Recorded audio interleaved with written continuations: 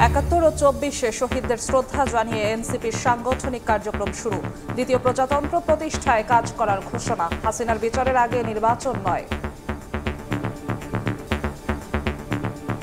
নতুন প্রজাতন্ত্র আমাদের গড়তে হবে এবং তার জন্য একটি নতুন সংবিধান এবং গণপরিষদ নির্বাচনের প্রয়োজন। যতদিন না আমরা খুনি হাসিনাকে ওই ফাঁসির মঞ্চে না দেখছি, এই বাংলাদেশে কেউ যেন ভুলক্রমেও ওই নির্বাচনের কথা না বলে। ট্রাইব্যুনাল সংখ্যা বাড়ানোর মধ্য দিয়েও যদি এইটাকে বিশেষ গুরুত্ব দিয়ে এই জুলাই গণঅভ্যুত্থানের বিচারটা দ্রুততম সময়ের মধ্যে করতে হবে।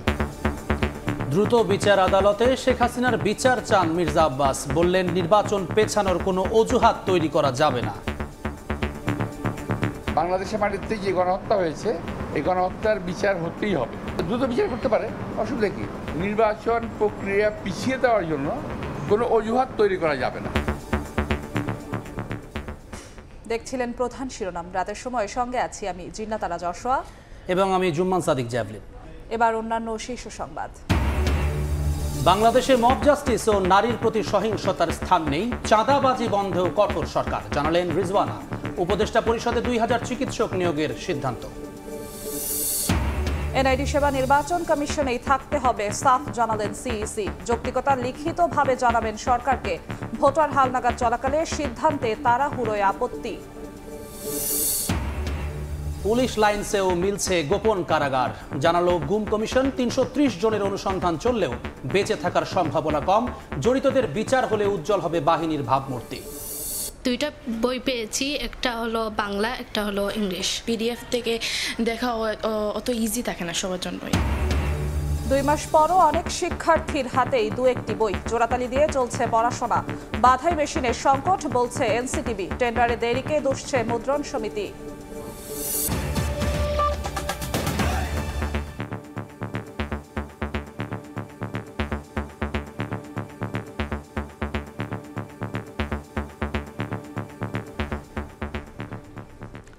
জাতীয় স্মৃতিসৌধে ৭১ এবং রায়ের বাজার কবরস্থানে ২৪-এর শহীদদের শ্রদ্ধা জানিয়ে আনুষ্ঠানিক কার্যক্রম শুরু করল জাতীয় নাগরিক পার্টি এনসিপি। শ্রদ্ধা নিবেদন শেষে দলের আহ্বায়ক নাহিদ ইসলাম বললেন, পুরানো সংবিধান এবং শাসন কাঠামো রেখে নতুন বাংলাদেশ বিনির্মাণ সম্ভব নয়। দ্বিতীয় প্রজাতন্ত্র করতে গণপরিষদ নির্বাচন ও নতুন সংবিধান প্রয়োজন। নতুন দলটির নেতারা বলেন, শেখ হাসিনার বিচারের আগে নির্বাচন প্রসঙ্গ সামনে আসতে পারে না। ভোরের আলো ফোটার সঙ্গে সঙ্গে সাভারে জাতীয় স্মৃতিসৌধে জড়ো হতে থাকেন জুলাই গণ অভ্যুত্থানের রাজপথে থাকা ছাত্র জনতা। রাজধানী সাভার, আশুলিয়া সহ আশপাশের এলাকা থেকে খণ্ড খণ্ড মিছিল নিয়ে যোগ দেন সমর্থকরা।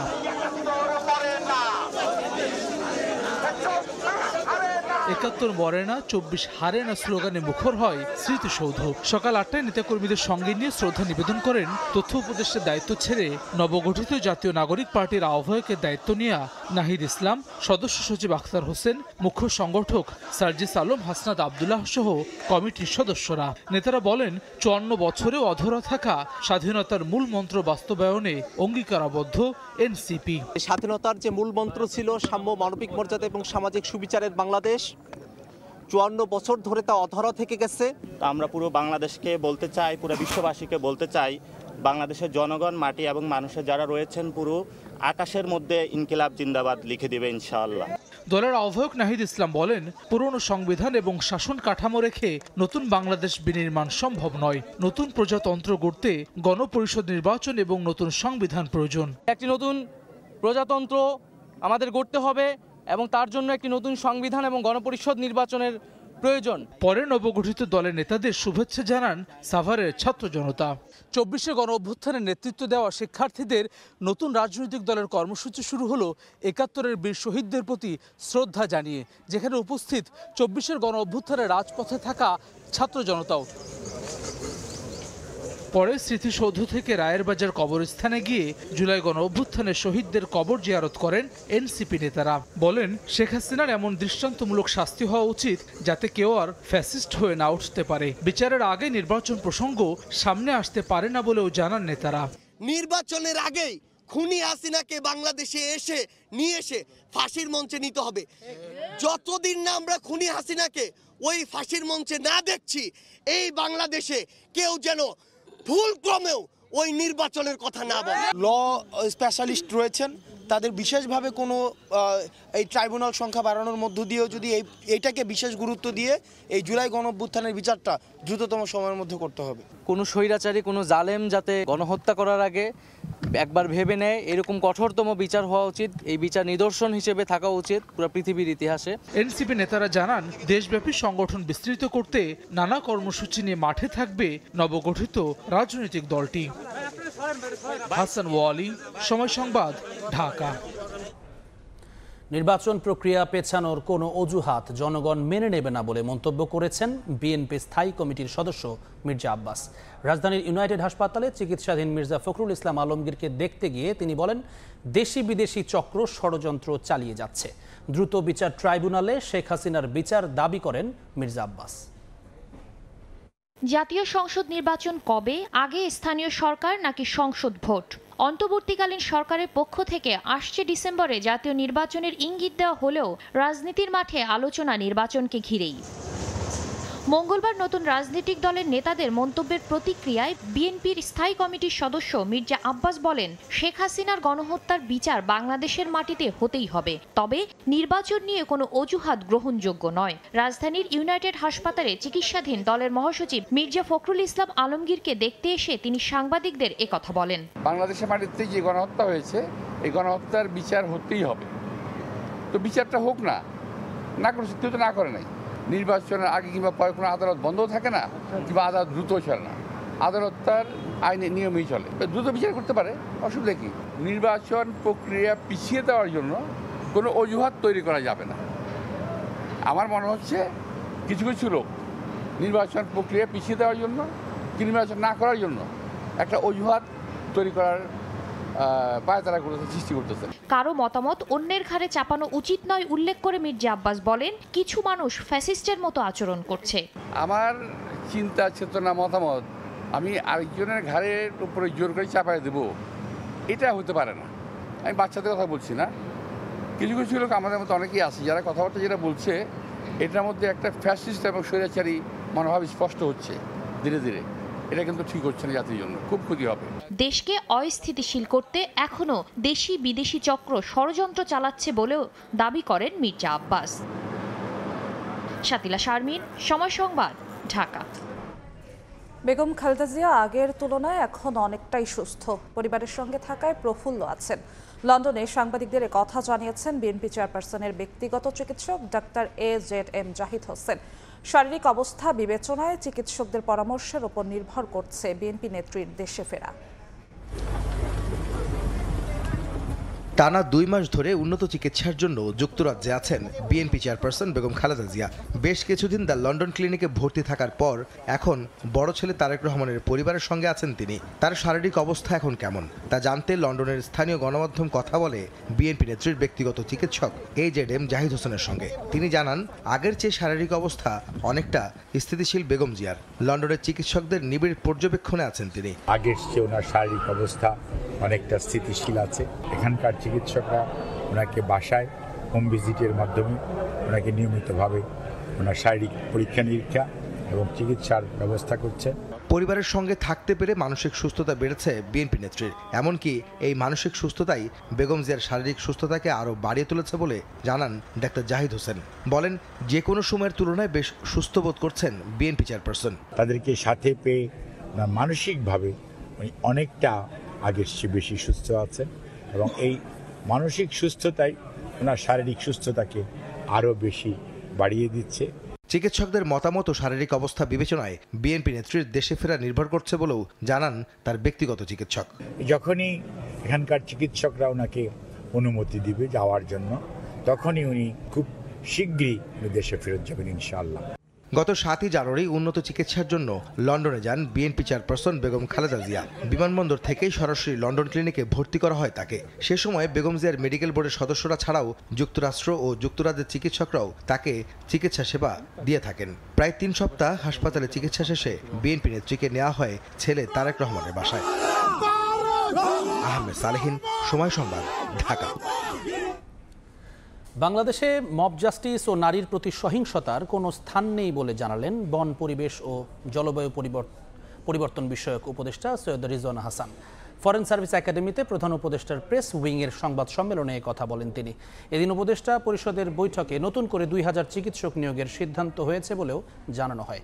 পরিবেশ উপদেষ্টা আরও জানান, আগামী ডিসেম্বর কিংবা 2026-এর জুনের মধ্যে নির্বাচন হতে পারে। প্রধান উপদেষ্টার কার্যালয়ে মঙ্গলবার সকালে অনুষ্ঠিত হয় উপদেষ্টা পরিষদের বৈঠক। এতে সভাপতিত্ব করেন ডক্টর মোহাম্মদ ইউনুস। উপদেষ্টা পরিষদের বৈঠকে গৃহীত সিদ্ধান্ত জানাতে বিকেলে রাজধানীর ফরেন সার্ভিস একাডেমিতে প্রধান উপদেষ্টার প্রেস উইং আয়োজিত সংবাদ সম্মেলনে হাজির হন বন, পরিবেশ ও জলবায়ু পরিবর্তন বিষয়ক উপদেষ্টা সৈয়দা রিজওয়ানা হাসান। বলেন, চিকিৎসক সংকট কাটাতে 2000 চিকিৎসক নিয়োগের সিদ্ধান্ত হয়েছে বৈঠকে। আরও 2000 চিকিৎসক নিয়োগের সিদ্ধান্ত নিয়েছি। এটার মূল উদ্দেশ্যই হচ্ছে যে গ্রামগঞ্জে মানুষেরা আসলে চিকিৎসা পায় না, তাদের জন্য পর্যাপ্ত ডাক্তার যেন নিশ্চিত করা যায়, চিকিৎসক যেন নিশ্চিত করা যায়, এই জন্য এই সিদ্ধান্তটা নেওয়া হয়েছে। এক প্রশ্নের উত্তরে রিজওয়ানা বলেন, বাংলাদেশে মব জাস্টিসের জায়গা নেই। জানান, চাঁদাবাজির বিরুদ্ধেও শক্ত অবস্থানে সরকার। মব জাস্টিস বা মোরাল পুলিশিং, সরকার বারবার তার অবস্থান স্পষ্ট করেছে এটা বলে যে মব জাস্টিস বা মোরাল পুলিশিংয়ের কোনো সুযোগ এখানে নেই, এদেশে নেই। সরকার এটার বিরুদ্ধে সবসময়ই একটা শক্ত অবস্থানে আছে। সরকার চাঁদাবাজি রোধে অবস্থান নেবে, পদক্ষেপ নেবে এবং নিচ্ছে। সরকার কোন দল চাঁদাবাজি করলো, কোন ব্যক্তি চাঁদাবাজি করলো, এটা তো সরকার দেখবে না। প্রধান উপদেষ্টার প্রেস সচিব শফিকুল আলম জানান, বাড়ছে উপদেষ্টা পরিষদের আকার। বুধবার শপথ নেবেন ঢাকা বিশ্ববিদ্যালয়ের সাবেক অধ্যাপক সিআর আবরার। প্রফেসর সিআর আবরারকে আসছেন আমাদের সাথে ওই কাউন্সিল অফ অ্যাডভাইজারে জয়েন করছেন এবং উনি সম্ভবত এই মোস্ট লাইকলি উনি এডুকেশন মিনিস্ট্রিটা দেখবেন। এদিকে জুলাই গণ অভ্যুত্থানে শহীদ ও আহতদের সন্তানদের স্কুল ভর্তিতে 5% কোটা বাতিল করেছে শিক্ষা মন্ত্রণালয়। তবে প্রতি শ্রেণীতে অতিরিক্ত একটি করে আসন সংরক্ষণ রাখার নির্দেশনা দেওয়া হয়। এটা একটা এককালীন সুবিধা হিসেবে থাকবে শুধুমাত্র স্কুলে ভর্তির ক্ষেত্রে। নাজমুস সালেহী, সময় সংবাদ, ঢাকা। এনআইডি সেবার জন্য আলাদা কমিশন গঠনের উদ্যোগে হতাশা জানিয়ে প্রধান নির্বাচন কমিশনার এএমএম নাসির উদ্দিন বলেছেন, জাতীয় পরিচয়পত্র নির্বাচন কমিশনেই থাকতে হবে। বলেন, এর যৌক্তিকতা সরকারকে লিখিতভাবে জানানো হবে। ভোটার হালনাগাদ চলাকালে সরকার তাড়াহুড়ো করে কোনো সিদ্ধান্ত নেবে না বলেও মনে করেন তিনি। জন্ম নিবন্ধন, জাতীয় পরিচয়পত্র ও পাসপোর্ট সেবা প্রাপ্তি সহজ করতে সিভিল রেজিস্ট্রেশন নামে একটি আলাদা কমিশনের উদ্যোগ নিচ্ছে সরকার। এ লক্ষ্যে স্থানীয় সরকার, সুরক্ষা সেবা বিভাগ, স্বাস্থ্য সেবা বিভাগ সহ অংশীজনদের মতামত নিচ্ছে মন্ত্রিপরিষদ বিভাগ। এনআইডি সেবা স্বরাষ্ট্র মন্ত্রণালয়ের অধীনে নিতে বিগত সরকারও আইন করেছিল, যদিও অন্তর্বর্তী সরকার ওই আইনটি বাতিল করে ইসির কাছেই ফিরিয়ে দেয় এই সেবা। এখন আলাদা কমিশন হলে এনআইডি সেবা আবার সেই কমিশনের অধীনে চলে যাবে। চূড়ান্ত সিদ্ধান্ত না হলেও এনআইডি নিয়ে আলাদা কমিশনের ব্যাপারে ক্ষোভ জানিয়েছেন কমিশনের অফিসার্স অ্যাসোসিয়েশন। মঙ্গলবার দুপুরে নির্বাচন ভবনে কর্মকর্তারা সিইসির সঙ্গে দেখা করে তারা ক্ষোভ জানান। সংস্কার কমিশনের সকল সুপারিশ উপেক্ষা করে শুধু একটি সুপারিশ বাস্তবায়নের দিকে তারা আগাচ্ছে, সেটা হচ্ছে জাতীয় পরিচয়পত্র জন্য আলাদা একটা কমিশন করবে।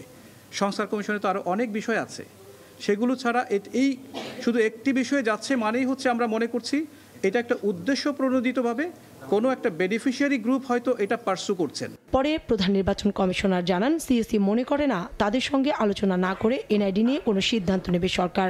সরকার তাড়াহুড়ো করে আমার এখানে যেখানে ভোটার রেজিস্ট্রেশন একটা প্রক্রিয়া চলছে, মাঠে আমার হাজার হাজার লোক কাজ করছে, আমার সামনে একটা ইলেকশন আছে, ন্যাশনাল ইলেকশন, যারা প্রস্তুতি নিচ্ছে, এই মুহূর্তে তড়িঘড়ি করে কোনো সিদ্ধান্ত হবে বলে আমি অন্তত মনে করছি না। ভোটার রেজিস্ট্রেশন বাই প্রোডাক্ট তো এটা থাকা তো উচিত, এবং আমরা এই বক্তব্য তো দিয়ে যাচ্ছি। জিনিসটা পাবো, আমরা দেখবো তো কি এনআইডি সেবা ইসিতে রাখার যৌক্তিকতা সরকারকে লিখিতভাবে জানানো হবে বলেও জানান সিএসি। মতামতের গুরুত্ব দেওয়া হবে। কাউসার চৌধুরী কুমু, সময় সংবাদ, ঢাকা।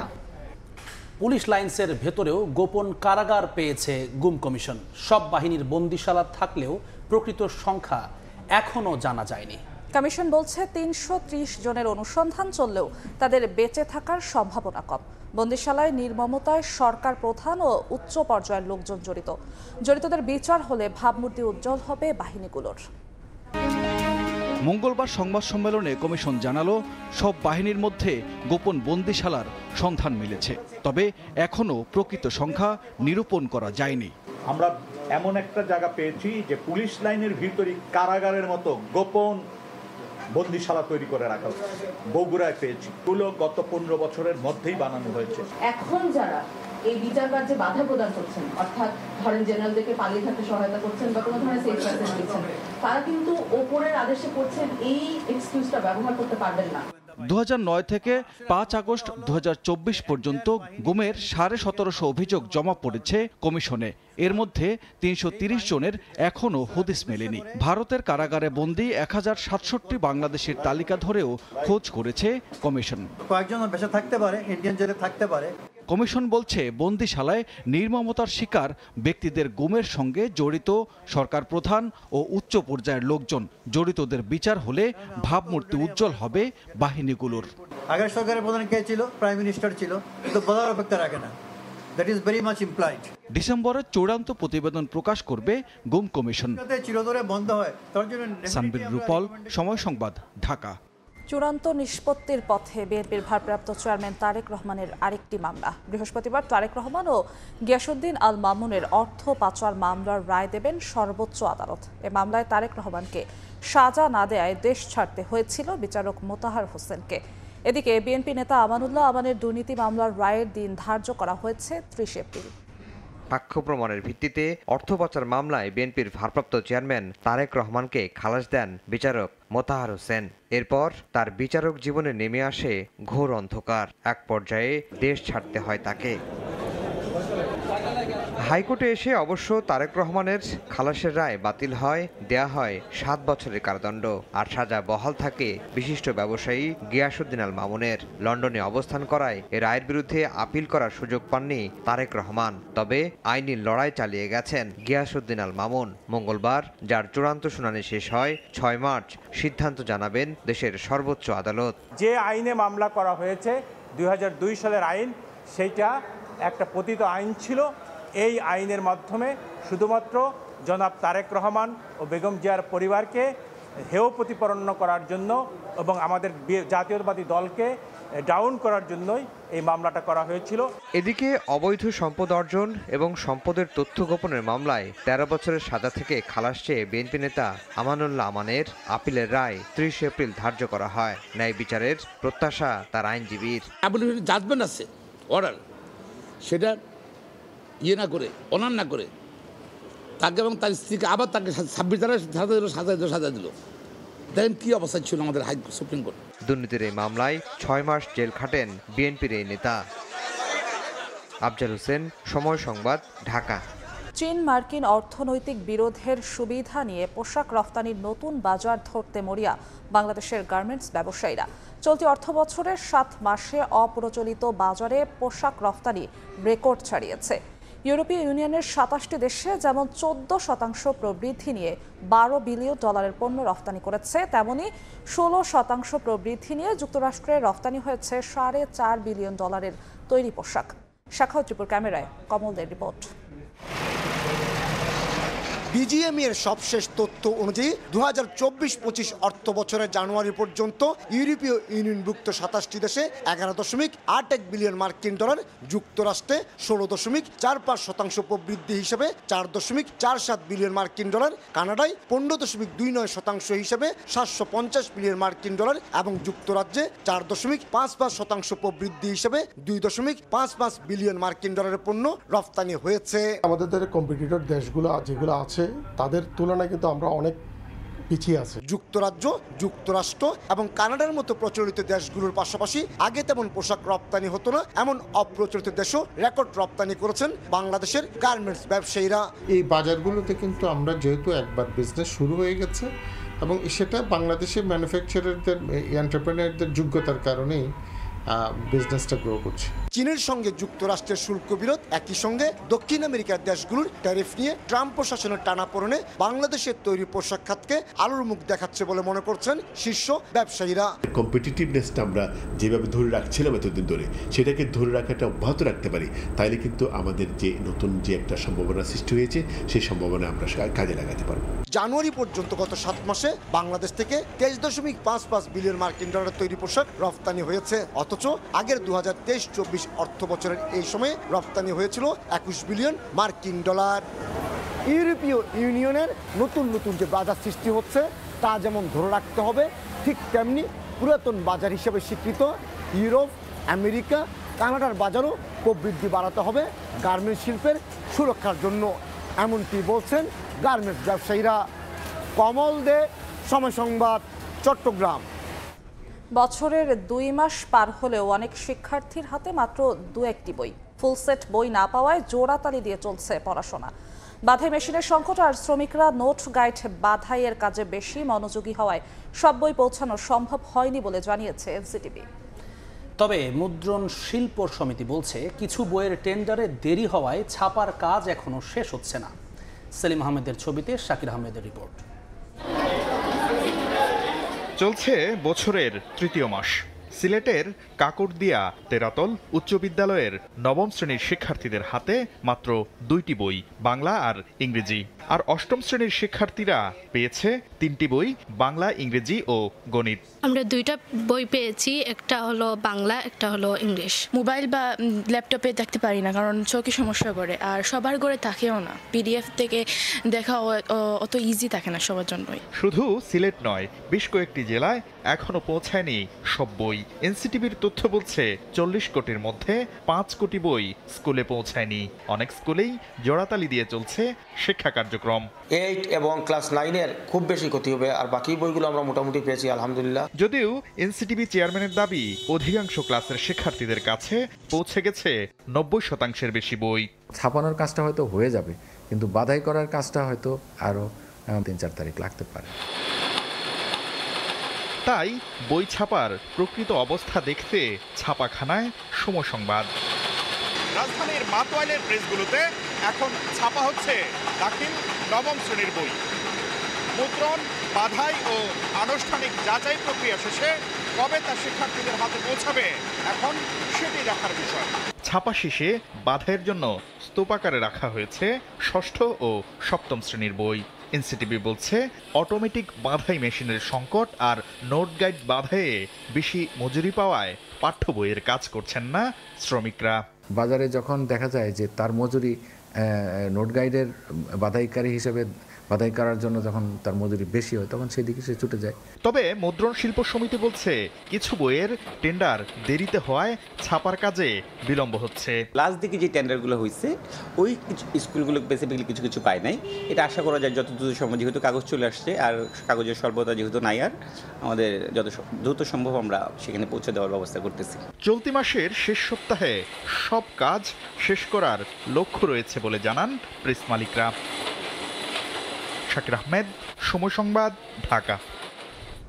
রমজানের সর্বোচ্চ 50 টাকা পর্যন্ত মূল্য ছাড়ে গুঁড়ো দুধ, চিনি গুঁড়া চাল, মসুর ডাল, সয়াবিন তেল সহ 19 ধরনের পণ্য বিক্রি করছে দেশের অন্যতম বৃহৎ ভোগ্যপণ্য বাজারজাতকারী শিল্পগোষ্ঠী সিটি গ্রুপ।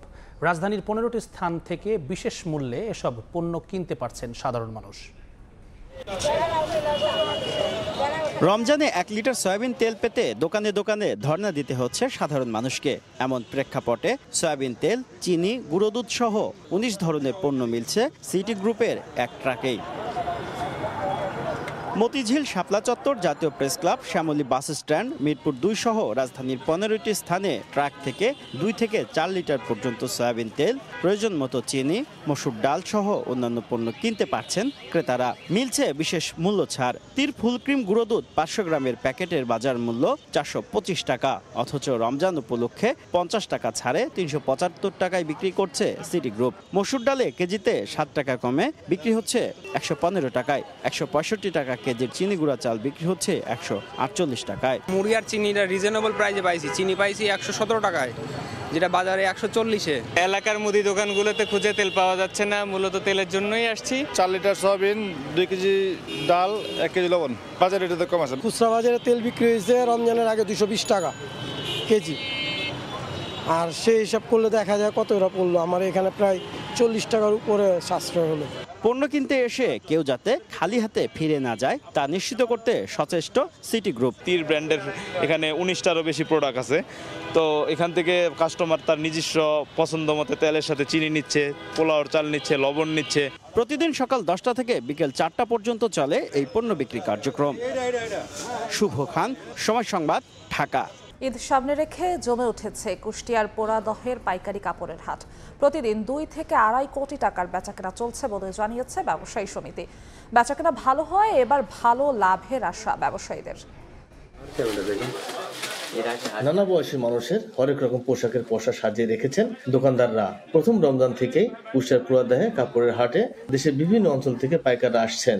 সপ্তাহে বুধ, বৃহস্পতি ও শুক্রবার কাপড়ের হাট বসলেও ঈদ সামনে রেখে এখন প্রতিদিনই বেচাকেনা হয় কাপড়। পাইকাররা এই হাট থেকে কাপড় কিনে নিজেদের ব্যবসা প্রতিষ্ঠানে নিয়ে যান। এই হাটে সুলভ মূল্যে মিলে বাহারি পোশাক। সব ধরনের মাল এখানে পাওয়া যায় এবং ঢাকা থেকে ঝামেলা কম হয়। এখান থেকে নিয়ে যে আমি কালীগঞ্জে বিক্রি করি, কম দামে পাই।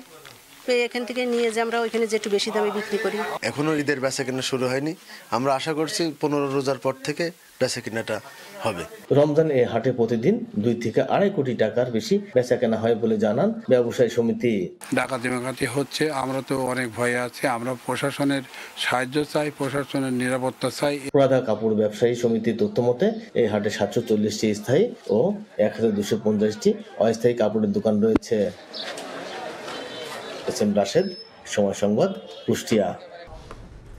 গঙ্গার পানি বন্টন চুক্তি নবায়ন ইস্যুতে শিগগিরই একটি যৌথ কমিটি গঠন করা হবে বলে জানিয়েছেন বাংলাদেশের প্রতিনিধি দলের প্রধান ডক্টর মোহাম্মদ আবুল হোসেন।